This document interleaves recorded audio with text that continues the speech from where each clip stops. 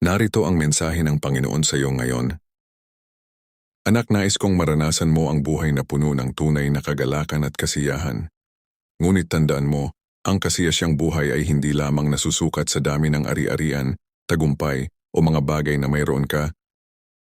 Ang tunay na kasiyahan ay nagsisimula sa pusong nagtitiwala sa akin at marunong magpasalamat sa bawat biyayang aking ipinagkakaloob. Kapag ako ang sentro ng iyong buhay, makatatagpo ka ng kapayapaan kahit may mga pagsubok. Makangiti ka kahit may mga luha, at magkakaroon ka ng pag-asa kahit tila mahirap ang iyong sitwasyon. Ang kagalakang nagmumula sa akin ay hindi nakasalalay sa mga pangyayari sa paligid mo, kundi sa katiyakang hindi kita iiwan at patuloy kitang mamahalin. Huwag mong ikumpara ang iyong buhay sa buhay ng iba. Ang bawat isa ay may sariling landas at panahon. Ang mga pagpapalang inihanda ko para sa iyo ay natatangi at darating sa tamang oras. Habang naghihintay ka, matuto kang pahalagahan ang maliliit na biyaya ang bawat bagong umaga. Ang mga taong nagmamahal sa iyo, ang lakas na ibinibigay ko, at ang pagkakataong magsimula muli araw-araw. Mamuhay ka ng may kabutihan, pagpapakumbaba, at pagmamahal sa kapwa.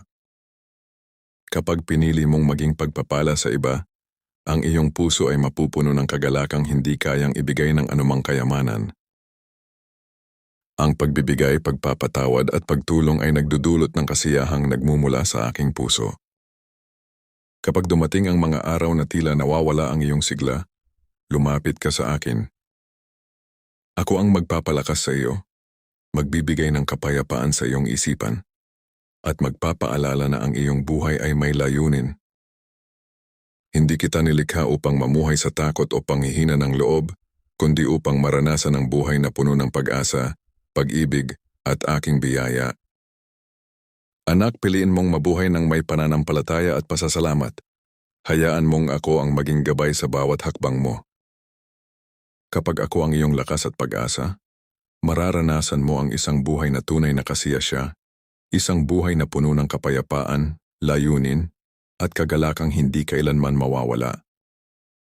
Ako'y naparito upang sila'y magkaroon ng buhay at magkaroon nito ng sagana. 1:10 din. Amen. Follow, like, comment, share.